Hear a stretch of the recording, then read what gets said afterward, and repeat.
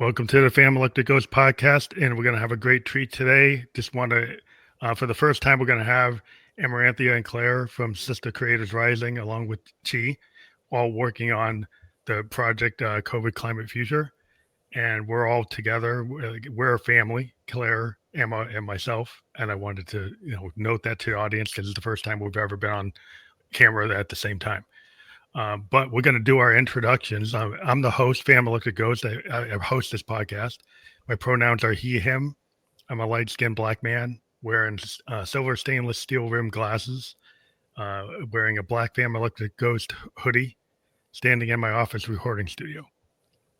So, Chi, you want to introduce yourself?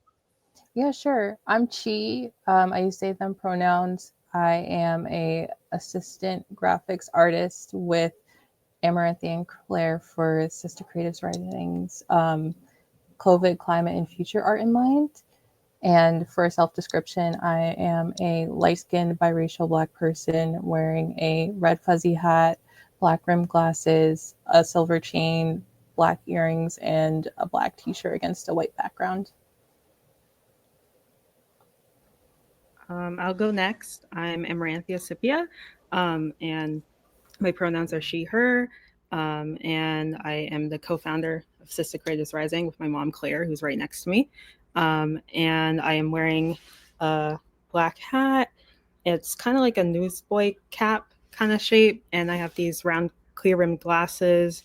I am a 25-year-old, soon 26-year-old young Black woman, and I have this kind of newspaper printed open shirt, and then this white shirt here, which actually has our other graphic designers design on it. Nabila will be on later on another episode.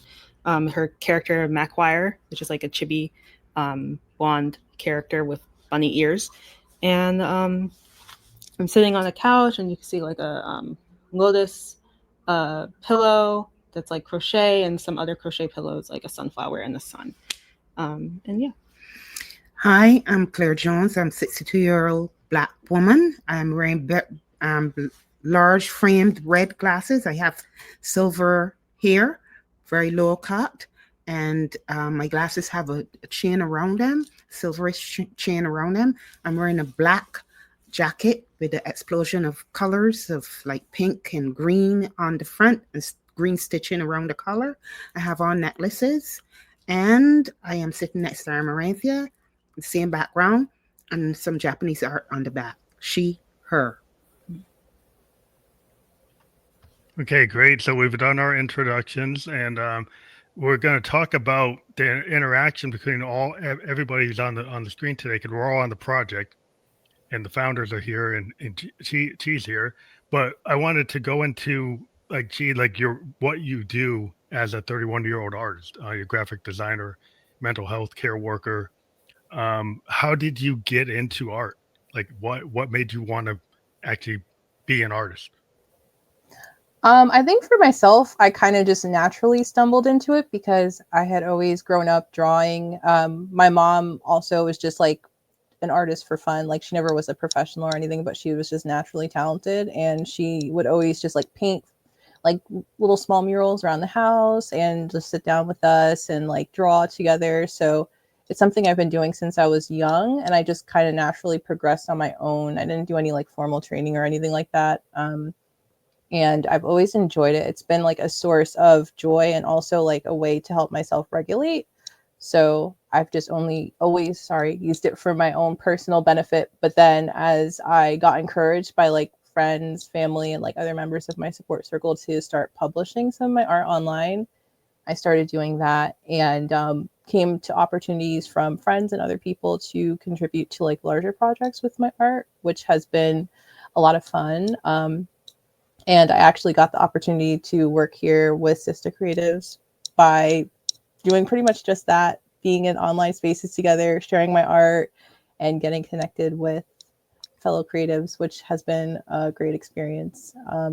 And as far as being like a mental health care worker, that's something that I've just always felt passionate about because of just my own mental health experience and growing up with like anxiety and depression and feeling like needing that extra support as a kid, not really having adults around me that were educated in that sense in terms of like how to provide that support.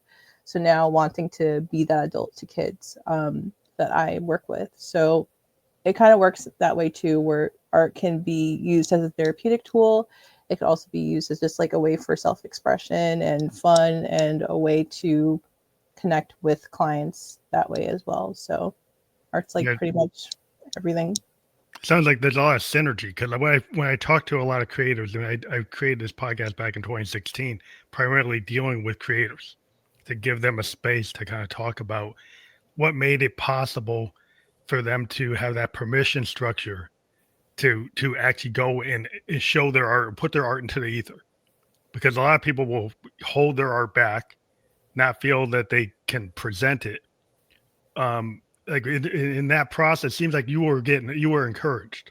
Some people who are not encouraged. But was there like a breakthrough point where you realized like, wow, I can actually thread the needle and do this as something, as part of my life as an artist? Yeah. So I think like what you said, Keith, like a lot of people do hold themselves back and don't like take that step to putting themselves out there. I was very much in that place for a long time. Like just, I guess maybe as a side effect of just not receiving a lot of like support and like positive affirmation, I felt very like private and secretive with my art. I wouldn't really show it to many people or like feel confident in sharing it in the first place. So I think just having that support from, like I said, friends, family, and other people around me who just happened to see it and like encouraged me to keep showing more, expressing like, that they felt like I had some level of talent, that I should keep pursuing this and like share it with other people. I think that's what really motivated me to just be like, why should I like care if it's not perfect, or like I still have like much to like, ways to go with my art. Like I think I could still always improve. But I don't need to be perfect to debut what I have already. I could still put myself out there. And if people like want me to contribute and they're like requesting it from me, I don't know. I guess I was really harsh on myself before, where I was like needing to be perfect all the time. Mm-hmm. And then just realizing like art, so much of art is not perfection. So that was like a silly expectation I was putting on myself, and just having people around me to kind of check me and be like, why are you like not just doing it? Like you have all this right in front of you, do it. It's like the law of attraction. Like the idea when I talk to a lot of artists is like, once you like, a lot of artists are so self-critical, they hold so much back. They can have like at their loft, they've got all these paintings or all these pieces of work, and they're never good enough. But there's some point, it's like you're your own self-critic. Like if you're probably like your own, like a lot of times with art, you hold back so much because you're your worst enemy. Because like until you actually put it out in the world, you have no idea if it's going to resonate. So now that we have this internet, and then people can be virtual, you can throw things into the ether or put it out there, and you don't know what's going to stick. So the permission structure is getting wider because of the net and virtual. Do you believe that? Oh yeah, I 1,000% agree. I think for myself, like just having like, it was mostly posting on Instagram, actually on the same account that I use now, Chillusions, that got me even putting it out there beyond just, like I said, those few people that I was showing. Like there was local art opportunities, but that was still something I felt very like anxious and like self-conscious in putting myself out there with that. But I did feel like the internet is a little bit easier too, because it's like you're not, in terms of social anxiety anyway, like you're not dealing with face-to-face interactions. You have that comfort and safety of like being behind the screen. Like even if you get negative feedback or not the reception that you were hoping for, it's not necessarily as crushing as like standing in the gallery and nobody coming up to your booth or something like that. Not saying that you shouldn't still put yourself out there in that case if you're comfortable with like trying that out, but for me back then, I was definitely not in a place to get that far. Now through the virtual, I feel more comfortable putting myself out there. And I feel like that's like a great place to like call home for some artists, and for other artists, they could also use it as like a first stop. I think that virtual art makes, or I should say social media and having like virtual accessible art just makes a world of difference for so many different people for multiple reasons. Do you find like with what you're doing in terms of like balancing like data and empathy in Mhm. infographics? Because it seems like in this age, people are not very empathetic. People are very in camps of like, oh, it's cool to be a hater. It's cool to be like just obnoxious. That tends to run the algorithm. The more obnoxious or volatile you can be, the more you can get traction. And it seems like a strategy. And if you're actually trying to do something where you're have advocacy or you have empathy for different things, because I know you talk about Palestine and other issues that might, the algorithm sometimes like penalize you when you're actually empathetic. Mhm. Yeah, for sure. Yeah, it's tough because like you said, it's true. Unfortunately, the algorithms, especially now with all these changes that they've implemented across Meta and other platforms, do reward bad behavior, and negativity and rage farming and all this stuff. So um, it would be obviously more lucrative in terms of like clicks and views to be putting out there stuff that's just more like, explicit or um, like, maybe misleading headlines and stuff like that, Oh like all yeah, these big clickbait. news outlets do. Yeah. So it's like I know making these that obviously like we hope to get as many eyes on them as possible because it's such important information.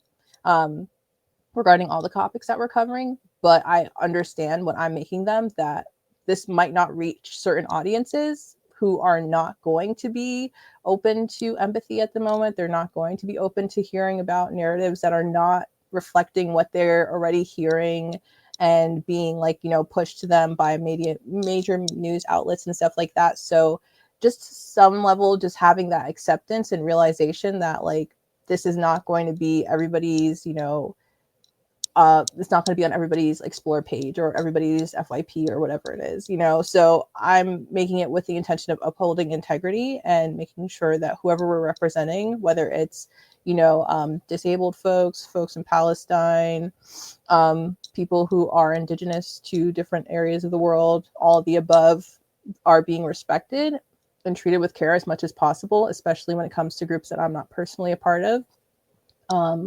But just doing what I can to represent it in a way that's still, visually appealing and eye catching without being over the top or just doing it for the sake of sensationalism or anything that's going to detract from like the original message and what's actually important about these topics.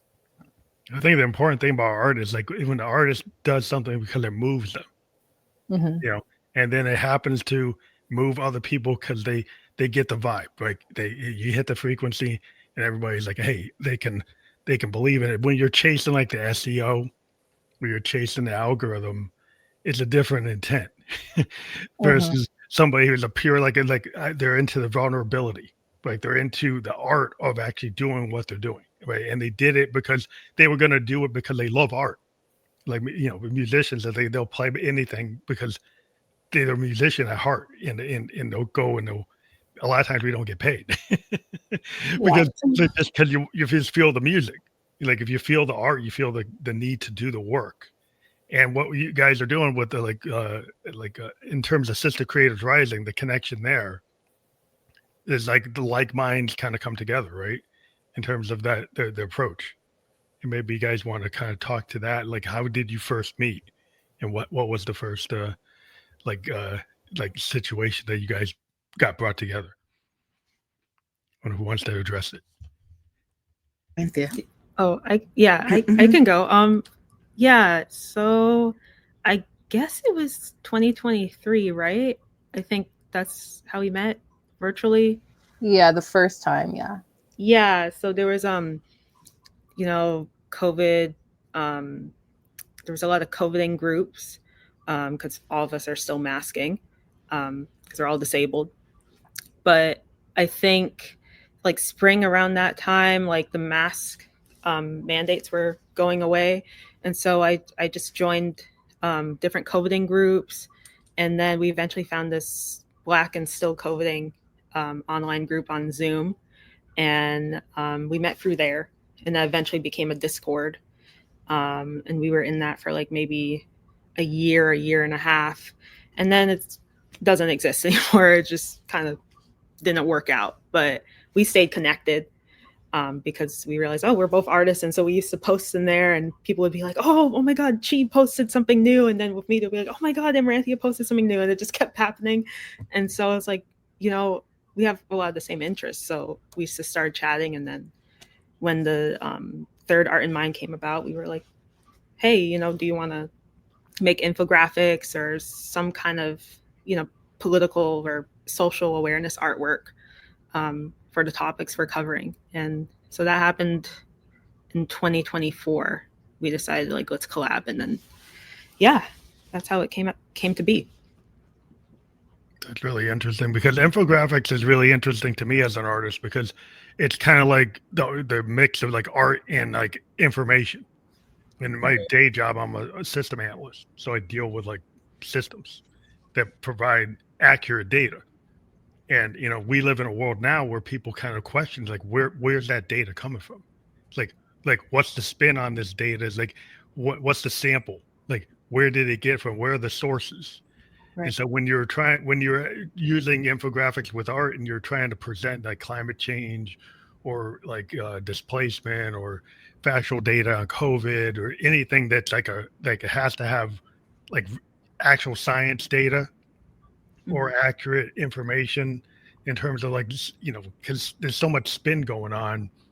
How do you get people to actually realize like what you're presenting is accurate? Yeah. I guess for Chi. Yeah. Sorry, I was figuring out the unmute button. But yeah, so that was one thing that we definitely talked about and felt it was important to include under it was Amaranthia's direction who suggested that we use a entire page of references at the end of each infographic to just show where all of our sources are coming from. Anybody could look them up either through like the link that we provide or just like Googling the title that we share. And I know myself, when I was researching everything and looking up statistics and other information, definitely making sure that I'm trying to find credible sources, not just, looking up whatever is popping up as like a Facebook article or something like that. Yeah. So making sure I'm doing my own research and taking the time out to do that. And it does definitely take time to, like read through everything, especially when it comes to stuff that uses a lot more like jargon and like academic language and stuff like that. Acronyms. Yeah, exactly. So it definitely takes more work to actually go through and verify and just be really thorough and follow through with research. But it's something that we really wanted to make sure that we did with our infographics, just so that we are making sure that people are getting the proper information, but also aren't feeling like, misled or like it would be hard for themselves to be able to seek more of this information themselves, because we're just giving little blurbs of like the most important points. But of course, everything is really nuanced and, has a lot more detail to it than just what we're sharing, even though we're not trying to misrepresent anything with what we share. Like it's all relevant to what else is there. But if they want to know the full picture, definitely having a way for them to try to check out the whole article themselves. But if you don't have the time to do that, or the article isn't really accessible for your like ability as far as like reading, or just like sitting there and having to like read something without getting exhausted after a while, the infographic serves as also like a more accessible source for that information as well. Good with attention spans today. That's the big issue with a lot of art, in the music. Like we have an issue. People don't want to listen to a 7-minute song. People just want these 15-second clips on TikTok. So if you're trying to get cross information, you kind of got to give it in a quick cut, or you got to do certain things that they'll not so somebody will stay in, somebody will get the hook. You get the hook to stay in and actually read it or click on it or stay, like it, to get that feedback. But a lot of times there's so much AI being used and people don't do the hard work of like, if you go to college, you got to have your endnotes and your references and make sure you're not plagiarizing, make sure you're actually accurately presenting. And it seems like that's getting to be a lost art because people go for the short ChatGPT quick, and you might be getting a hallucination from the AI. You might not get the truth. Yeah, not to turn this into an AI bashing session, but Yeah, I am like really, really like concerned about all the people telling me Googleable stuff or Googleable stuff that they're looking up on Chat GPT, and I'm like, wait, you all know that's not necessarily accurate, right? Like, Yeah. you know, and it's just like you're making almost like an extra step for yourself, but I guess they're doing it for the sake of getting that summarized result. But then, like you're saying, no, that's not necessarily what we need to be reading. Like that's sometimes maybe, you know, working out, but there's too many variables there to say that it's a reliable, credible source. And also just like the implications in terms of like the environmental destruction it causes, the Yeah. environmental racism it's related to. Is it worth it? Yes, I've always, kind of been an environmental, conscious. And, I've always kind of pointed out a lot of tech is all shiny and new. It's like the new hot thing. But then people, you go back and look at electricity. Electricity brought the modern age, but it also brought us PCBs, pollution. So like the AI is the same thing. It's bringing pollution, but it's minimized. Like people don't talk about the water use or the pollution aspects, but it just seems like people don't want to dive deep into the things that are uncomfortable. And the thing about artists is like what you do as an artist is you take what's vulnerable, that's uncomfortable for you as an artist, and you are able to actually put it out from the inner to the outer and synthesize that and present it so it becomes something that's that people can resonate with. They like, oh, I feel that. That's what you do as an artist. Like your personal experience shapes your visual narratives, right? Yeah, for sure. It's definitely, like you said, it's in a process of feeling uncomfortable, making sure other people feel uncomfortable, or at least feel something other than just that normal complacent feeling that, you know, gets pushed towards us a lot of times for us to just indulge in conveniences and comforts and not really think outside of what we have in our little bubbles.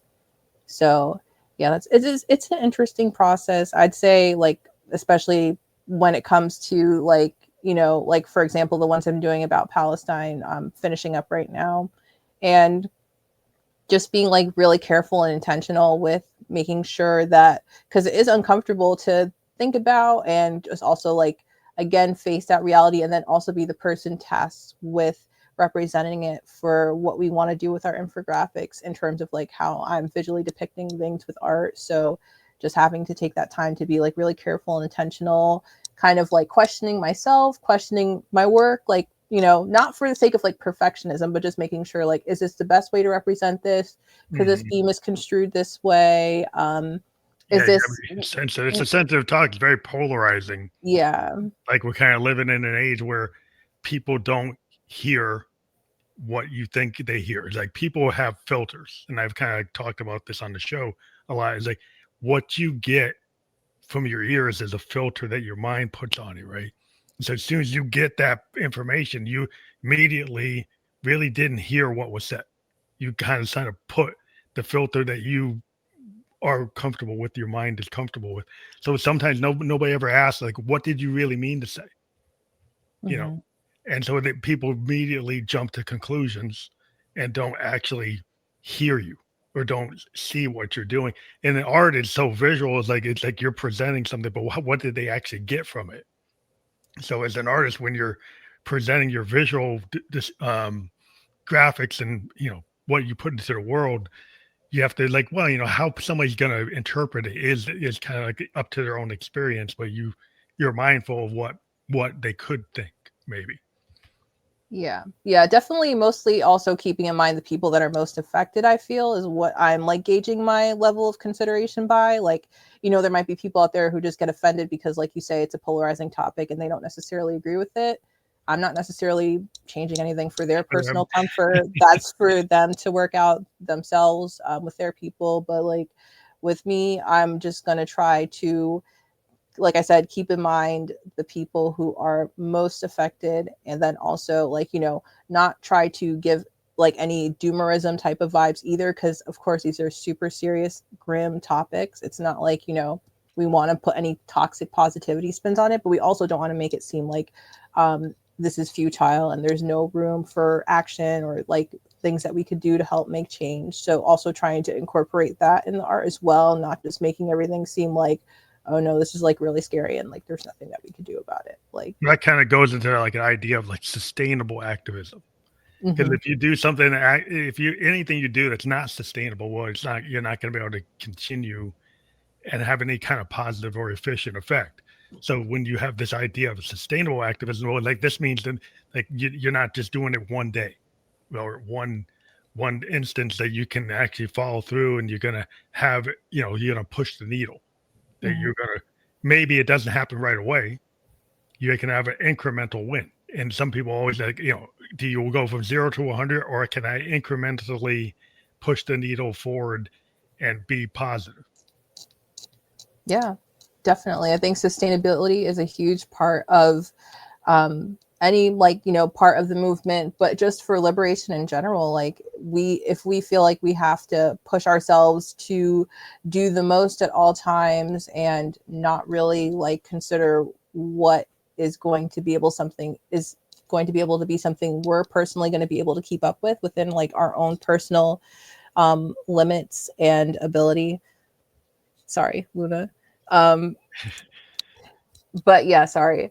If we're not like keeping our own level of ability and our own like other demands that we have going on in our lives, because of course we don't want to abandon like the things that we need to survive, the people that depend on us, and other things that we might have in our personal lives too, like finding that balance between working towards liberation and sustaining ourselves, sustaining our communities, sustaining our families.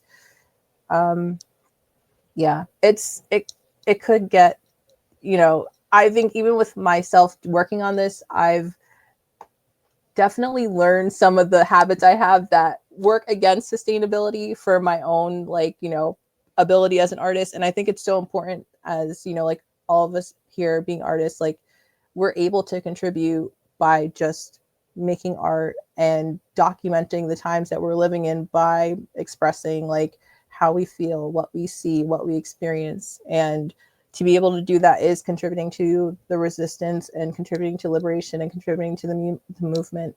So I think that we should try to do what we can to, care for ourselves and make sure that we are not, especially as disabled and chronically ill folks, like making sure we're not overdoing it. And I think I noticed now doing this project, I do have a tendency to overdo it a bit. So I'm learning to like balance that and find a way to maintain my art as I'm moving through these times of just like increased demands from like the external world. So I think that that's also something I've enjoyed learning in this experience too. Yeah, I think a lot of times artists get so caught up in the moment, like you get lost in like you're in the zone. Mm-hmm. Like, musicians do this all the time. It's like you can get in a zone and you could be practicing for like 6 hours, but then you could get carpal tunnel. Right? Like if you're on your keyboard or your fretboard that long, you don't take a break. Like when you're 17, maybe you don't. But when you're 57, maybe you do. so you got to learn to have like rest, like give yourself a rest, give yourself like walk away. Have you ever found that like if you walk away from a piece, it's actually better to walk away than to try to stay up all night? Oh, yeah, that's definitely one of the lessons I've learned, especially more recently, and especially since becoming more ill post-COVID. Like you said, 17-year-old me, or even just 25-year-old me, was pulling all-nighters, no problem, just in the zone, feeling passionate, feeling good about it. And then now I'm like, ooh, I feel like my brain and my body is struggling to produce what I want to see right now. And I've been incorporating more breaks, even just when I'm like stepping away after an hour or 2 hours of work. And like usually I would be able to go 6 hours straight, no problem. Now I'm giving myself way more breaks and noticing that I'm able to be much more productive, at least like on the mental side of things. Like I can come up with a lot more ideas and just like easier solutions, whereas before I was getting like a little more stuck and a little more frustrated. You can get tunnel vision. Like if you stay on something, and I find like, it works in the software stuff I do too. And I think like Amo could probably understand this, and Claire as well, because if you just stay so narrow in that moment, that sometimes you have to back away from it and kind of look at it from like when you look at a painting, you start seeing the detail, you just walk away, get the 50,000 foot view. and then you say, "Oh, there's something I wasn't paying." I was so into the detail that I forgot about the big picture. Mhm. Right? Can you guys like elaborate on that kind of thing, like what you found? Like for you guys, like working. I know you're working really hard trying to get this done, but sometimes if you had to have like mental rest breaks. Yeah, Oh. definitely. Like Emma's been more good about that. Better at that, I think. Yeah. I think so. Okay. Yeah. But there were times like we had a number of people that had health issues during it, and then we had to take over stuff. Amaranthia mostly because she's the one who's been pulling most of it together with the art and everything and working with the team.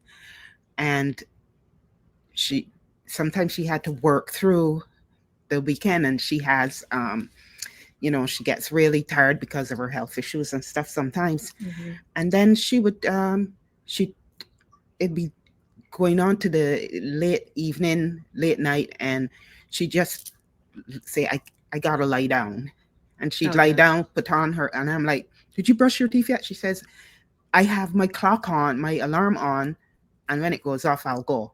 And I learned to trust that. Before now, I would be like, you need to brush your teeth right now. I'm going to do it right now. And because once I fall asleep, I don't know if she's going to get up and do it, but she's learned responsibility now that she's going to put on the clock. And if she gets back up at 1 o'clock, she'll get up and do it and come back. And I had to learn that. It's my learning curve for me with her, because I realized, well, I can trust her to do this and know she's not going to mess up. So it's like, yeah, you got to learn to like pull back, and you got to learn to like say, okay, this is enough for now. Yeah. I think I've been kind of going through the same thing as Chi, like realizing, oh, I have these habits where I would just stay up like till 3 a.m. or something. Mm-hmm. And to get it all done. as I get older, and I'm like, I guess as I get closer to my 30s, I'm like, I can't do that anymore.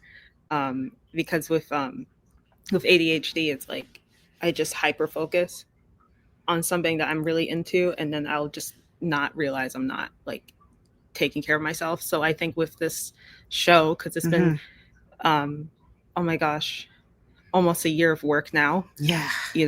Working with like, I think at first it was 15, and then people dropped out because of health issues. So now I think it's about like 12 total. It's been a lot, like being like the art director. Yes. Especially the art direction team. It gets there's a lot of stuff we do. Like, oh yeah. Like I would say the art direction team is like what pulls everything together. It's the visuals that make the show and make like the promo and everything. So it's like it's a lot of work and a lot of having to concentration, but also understanding like it's okay to take breaks. And like when Mina died. Yeah, when our cat died. Mina, we took a lot of obstacles like that. It seems like a lot of pets have been passing away. Yeah. Yeah. We took that whole April off, and it kind of pushed everything back a little bit, but we could not physically do anything. Yeah, we usually start in March. We didn't get to really start till May. Yeah. So it was cats dying, animals dying back to back, and people getting sick. Yeah, more pets dying recently. Even you heard today. About one today. Yeah. Yes. So it's a lot. So it's a lot of self-care when you're doing this kind of activist work. Yeah, Keith's work colleagues, their pets started dying after Mina too. Remember that? Like the environment is so toxic that I think like the animals are so sensitive. Yes. I think the things that people don't know about, like they can't see, right? I think animals, I don't know, it's my kind picking of up the energy. Kind of heritage is there's stuff that you can't see that's in the universe. And animals are very tapped into that. Yeah. And if there's a lot of negative energy floating around, they seem to pick up on it. Yeah.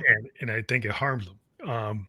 And so there's like, that toxicity, artists, we take that and we turn it into something positive. We kind of channel what we feel, that we're able to feel things. But because we can feel things, sometimes we need to take that break, like you're saying, because like if you don't take that break, it's going to be overwhelming. Yep. Yeah. And that's why we space it out so much. So like why we like to try to do a year Yeah. of in like advance. preparation and Yeah. stuff. And that's why like we've been extending deadlines all the time because, Mhm. you know, we have like a goal. But then if one of us gets sick or we're just overwhelmed with like what's going on in our personal lives, and we try to make sure there's that space because it's just been wild back to back. And a year so. is still not enough, you know. And Yeah. what happens is that what's funny about this whole thing, we start a year in advance. We know that stuff is going to hit the fan, but it always hits the fan when we're in the last stretch. always Yeah, hits sometimes the day of the show. of It's the Murphy's show. Law. You know, like Yeah. in project management, that's what happens all the time. Yeah. Yeah. Yeah, and you have to be very flexible. You have to be very creative, and you have to don't let them see you sweat. No. Don't let them see you sweat. No. You just gotta No. say this is going on no matter what. Yeah. Yep. You know, that's how it is. You know, with physical shows and virtual shows, it's even more so because anything could kick off. Virtual because it's so dependent on the tech. Mm-hmm. So, yeah. Has the tech ever been a hindrance, or has it been just a help? Because I know tech, you know, a lot of people, you know, are, you know, I would think it's like nobody's tech challenge here, I would hope. But like, Hello, you guys know this. oh, well, you know, I thought you got better. Hello, You got better, but maybe not. I leave it to them. So I'm like, what? You don't know what's going on. I'll most of the Like time. a double-edged sword. Amaranthio, give me a phone. Here's an article to look, and then suddenly it went to some other article, and she's Or like, a new app. or a new app, Something's or- downloading. and I'm like, what happened? It's really bad. Is it like a curse and a blessing, the ability to do the online in the virtual? Or has there always been like the positivity aspects of it always are the most important like- aspects of it? I feel like we could each answer that. Chi, you want to go first? Yeah, I feel like for me, I haven't like done any, maybe because I haven't done anything that was dependent on a certain like kickoff time or like any live streaming so far. Like this is going to be my first time with working with Art in Mind that I'm going to do like a live virtual show. But I haven't had any like negatives that I could think of as far as like tech. Like I think for me, it's only just been so beneficial, especially these last 4 years when I was having such a lower baseline. Like I had even lower capacity to just be like active in things. And I think that without the tech, I would have had like very little opportunity for, you know, anything related to my own personal art career or like participating in like the larger art community with fellow artists. So I feel like it's been mostly a blessing for me. So Emma and Claire. Well, I know I heard from Claire already. Yeah, ain't here no more. We just went off on a rant. Challenged. Yeah, I feel like, okay, I would say from like the first show that we did, there was a lot of technical stuff that it happened, it worked out. It was our pilot show back in 2021. So, but for example, we really wanted to have ASL, American Sign Language, and so we were working with a gallery instead of doing our own thing. So the gallery was hosting the Zoom and stuff, and so we talked with them like, "Hey, shouldn't we have ASL?" And they were saying, "No, it's going to lag, so it's not going to be accurate." And we were like, "Are you sure? Like, we know someone who could maybe do it for free." And they said it's not worth it. So we have the show happen, the captioning, like the auto captioning is not working. Now, like, thankfully we had open captioning on all the videos, like we always do, but the auto captioning in Zoom just wouldn't show up. And someone left because of that, wasn't working. So we were like, we have to do this ourselves. We can't be depending on, another gallery giving us advice, because the person was disabled, but didn't seem to have enough awareness about disability justice and stuff. So we were like, okay, if we come back to this, we're gonna make this happen, make sure we get ASL, get the funding for it. And we did. And now we make sure the auto captioning works. Now this year, we are working with this Black woman owned tech company in Minnesota called I'm getting that confused with another thing. Three Sisters Rentals. And they're going to be making sure like the ASL works properly, that it gets pinned, that the speakers are pinned, and that, you know, the recording works out.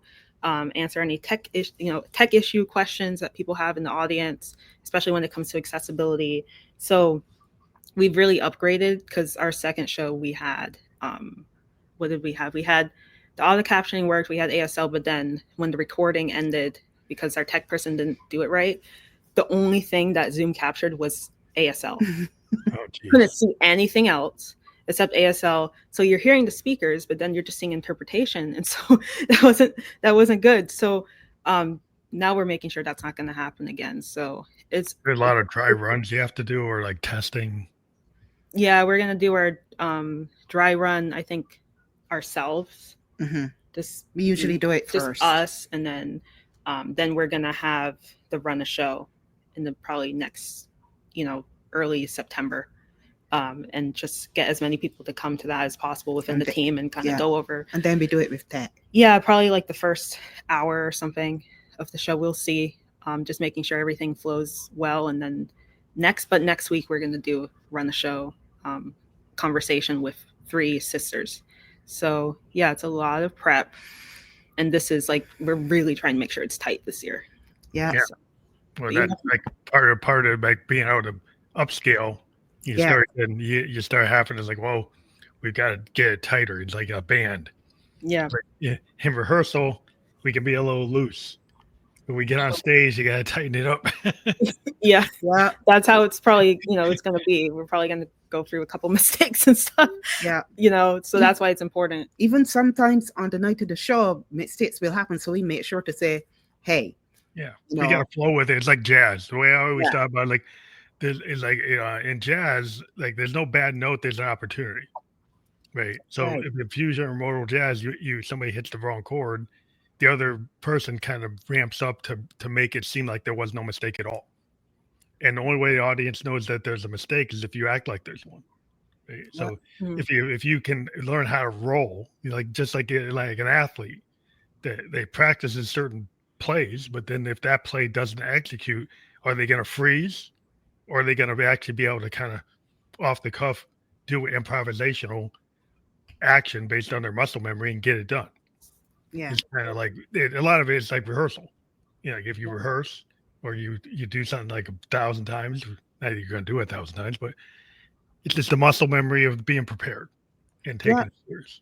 Yeah, like we are doing the run of we are going to be the ones who are going to be doing, because Jan became.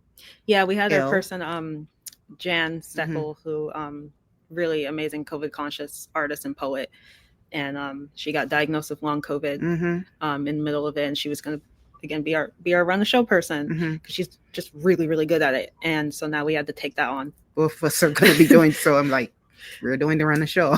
Yeah, so that was a bit of a setback. Yeah, that's another kind of, but we've done it technical. We've done it before, so we're not as good as Jan, but show must go on. Yeah. It's important because like what you're doing is like, for people who don't really understand what Sister Creative Rising, you're 100% virtual, right? And a lot of people today, they think like it's post-COVID, but maybe it's not. and that's controversial for some people, because they're like, oh, like, what do you say? But the fact is like, why wouldn't you be, why wouldn't you treat your body with the same respect you treat your car? Yeah. Like if your car has an emergency light on, you get real concerned, right? And you want to make sure you do everything right. But your body, like I can just let that go. I can just not pay attention. It's like it seems to me it's just being proactive, and then people look at you like, why are you being proactive? Well, I care about my health. I want to be here. Yeah, that's right. Exactly. Well, for me, I'm in preventative cancer treatment, and I don't want to be in the hospital if I don't have to. Yeah, that's for sure. I've had enough of it in the last couple of years, and I just try to take care of myself, and part of it is living a COVID conscious life, because for me, COVID is not over. You know, it's not. And I know I fortunately, knock on wood, I've not had COVID. And so I do everything I can do not to catch it, because my health issues are going to be compounded, you know, if it enters my body. So I'm very conscious of that. So masking for me is, as far as I'm concerned, as long as it's the way it is out there, will be a lifetime venture for me. Yeah, because when nobody's like giving us a solution that wipes it out, right? You know, it's like we're not getting like a vaccine that eliminates it, like, you know, polio. You know, it's not being done that way. We're getting something more. It's like even when you get the vaccine, it doesn't really cover you 100%. So I don't know. People don't seem to understand the situation that we're in, but you know, that's because there's reasons why the system wants you to like not be masked, because like, oh, you can't buy that product, you can't go to this event, you can't do like there's a lot of monetary reasons why things are set up the way they are, but you have to kind of understand, it's like, well, I understand what their goals are, but I have my own goals. That's right. That's right. Yeah. Yeah. And who's going to take care of me? Are you going to make sure my mortgage is paid? My car note is paid? Are you going to make sure I have food on the table? Are you going to do all those things for me? That is being reduced, and then they're telling you, "Oh, go out and don't worry about it." Exactly. Yeah. So you live your life for you, not for anybody else, and you choose how you're going to live your life. That's the important thing. Yeah. But yeah, that's why we're virtual. Yeah, we're able to pretty meet much people from around the world. I mean, Chi is in New York. Yeah, we're in New Hampshire. Yep, we got people in. We have Indonesia. Yeah, Nabila, our other assistant, is in Indonesia. She's the whole thing. Yeah. Yeah, she's been with us since 2021. So like we have people from all around the world. Yep, and that's what we say. Our slogan for Art and Mind is creating change from this couch. Everything is done from right here.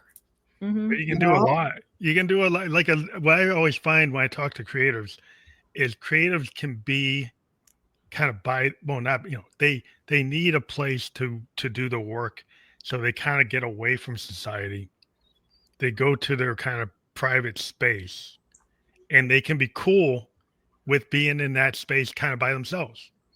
I've talked to so many creative people, like 1,200 interviews, and like creative people can pull away from the crowd, and then they've pulled I don't know, we are able to be very empathetic about what's going on inside and outside, and then we synthesize that.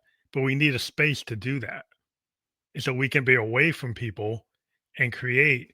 And other people maybe don't have that. They kind of more needy in terms of having that connection, but we can be more satisfied with ourselves in that space, which is kind of odd. But do you find that? I mean, you can be cool with yourself. With it.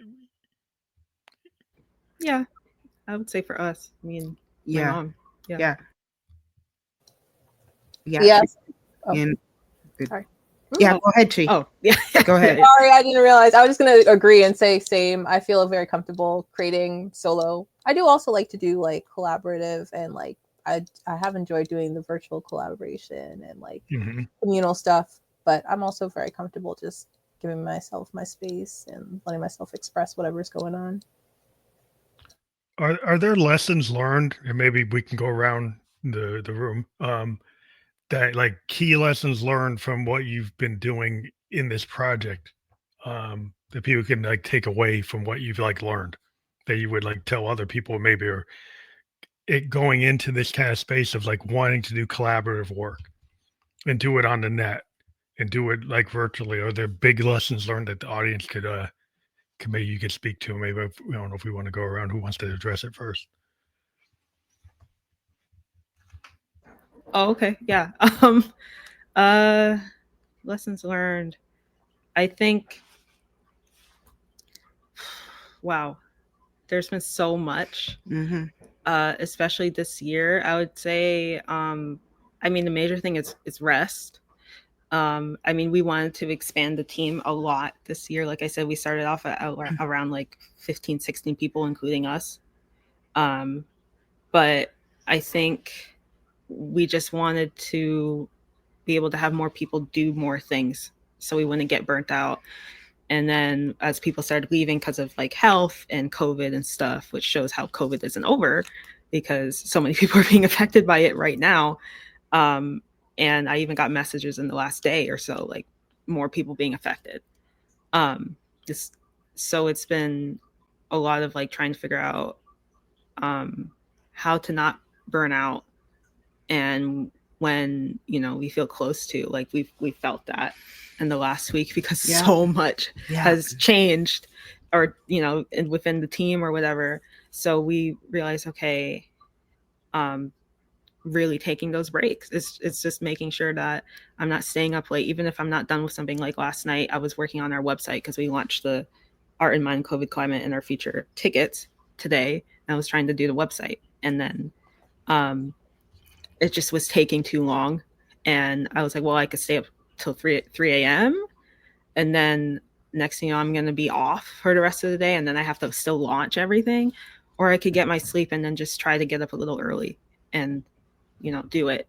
And so that's the kind of stuff I'm learning, where in the last 2 shows, I would have just stayed up till like 5 o'clock and not cared. And then I would have been feeling sick and terrible for the whole day. And so, and I realized I didn't get all the accessibility stuff done I wanted to, but we still needed to launch. So I just put a note saying, hey, there's still accessibility changes happening. So it's that kind of self-care.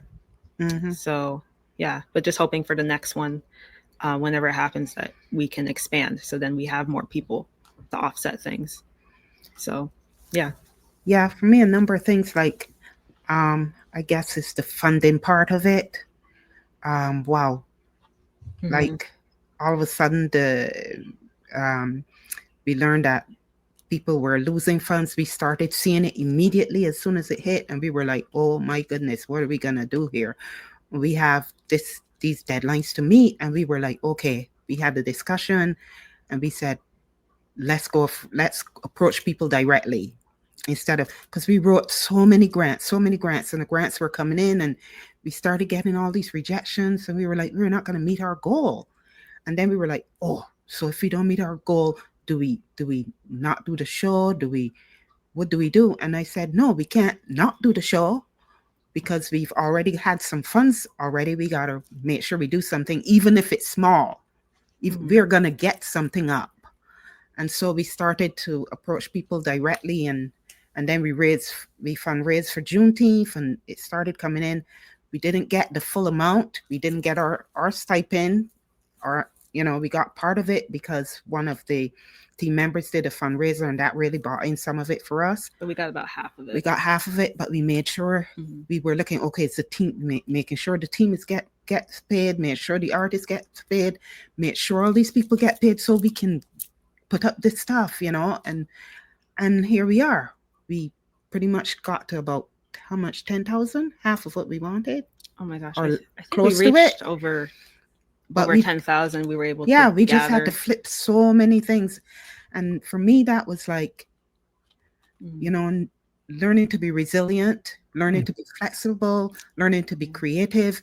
You know, it's okay. Agile. It's okay to get rid of some plans. You have to, because iterative approach. Yeah, exactly. Because you see something because your vision when you started out was all the way to Z, doesn't mean it's going to be all the way to Z in the end. Yeah, you know what I'm saying? So the iterative approach, you can like kind of, that's what kind of modern software does. Like we build stuff where we can have this big idea, but we'll put out 1.1, 1.2, 1.4, 1.51, right? And so even though version 5 was really what we wanted to do, what we put out in the market was version 1.21. So we still got something out there. Put out something. Yeah. So the idea is like, get it out there. And even if it wasn't the full idea, we can incrementally get a lot of it out there. Maybe we got 1/5 of it out there, but it's still better than having nothing out there. Exactly. You know, and just don't get down in the dumps. Yes, you can, believe me, you can have those days where you're down in the dumps, but always know that the sun is going to rise again, and you know, it's not always going to be like this, but don't discount what you're feeling, but just know that the flow has to go. And that's how we kind of approach it, you know? Yeah. I'll pass it to Chi. Yeah, I was gonna say for myself, I probably echo what Amaranthia already said about self-care and like we talked about before, like just setting those boundaries with ourselves as artists and not overdoing it. I feel like that was like the biggest thing for me. Like I said, 5 years ago was not a problem to do an all-nighter. Now I'm like, I need to honor my body because the few times that I did stay up and like send in that stuff at like 5, 6 a.m., I was paying for it for the next few days, and it like caused more setbacks that way because then I'm behind on everything else that I have to do too. So definitely making progress there. And I think that everybody could benefit from that regardless of your level of ability and like personal like strength and stamina. I think it's just good to get to bed no matter what. And then aside from that, I'd say probably like communication and accommodations, because that was one thing I was really excited about working with Sisters Creative Rising, was knowing that these are also other disabled creatives, so they understand like how intense the creative process could be and how intense having disability and chronic illness could be, and how sometimes that could, come together and create a little bit of chaos. So it's been great getting like really clear and direct communication from Amaranthia and the team, and just being able to not have to worry too much about like perfectionism, like we've been saying, like not, shirking responsibility or anything like that, of course, but still at the same time, like I was a little nervous to do it at first, but I did ask for a deadline extension one day because I was like, oh my gosh, everything is just hitting me at once. And I'm like, not used to doing that, not used to getting a positive response from it. So not that I like doubted you at all, Amaranthia, but it was definitely, it was like a sigh of relief when you like are like, oh yeah, of course. And if you want this too, I could help you out with extending that. And I'm like, oh, like, I mean, yeah, sure. Why not? Yeah. So it's just great to be able to have like a very like what feels like very human environment, and not like, again, like we still want to try to do our best to make the deadlines and keep up with where we got going on, but also knowing like life happens, our bodies are very like, demanding and need a lot of care and rest. So trying to respect that for ourselves, respect that in other people, and just come together and find a way to make this work as like a group and as chronically ill and disabled people together has been like a really enjoyable and something I really love about this project. Well, I think we'll close on that note because we're hitting our hour mark. But what I find is really great about the podcast format is like we can bring people together. We can talk about all these collaborative things that people can do in these spaces. And, the podcast space is a virtual space. It's a big virtual space that's out there in the world. And people say, oh, we don't like these. Well, that's what a podcast is for most part. Most of them are done remotely. And we can talk to people from around the world. We can talk to collectives that are very diverse, get different points of view, have artists meet other artists, get opportunities because we're out there in the space. Well, you guys putting this out there, it just puts out, a lot of positivity, because what everyone is doing is pushing things forward and giving people information, giving people art, giving people a diversity of thought and opinion and view, which I think is necessary in a society like that's functioning, is to have alternative points of view. So I want to thank you guys for putting that out there and being advocates for people. And I want to thank you for being on the show today. Thank you. Well, Yeah, thanks for having us. Thank you. It's nice finally being on your show. Yes. A decade. After 1,200 episodes, you guys are finally on the show. I'm honored to be the guest of the first family podcast. That's pretty cool. Yeah. It's really cool. What number is this? 1,201? No, we're almost at 1,300. Like this is like 1268 or something like that. Oh wow.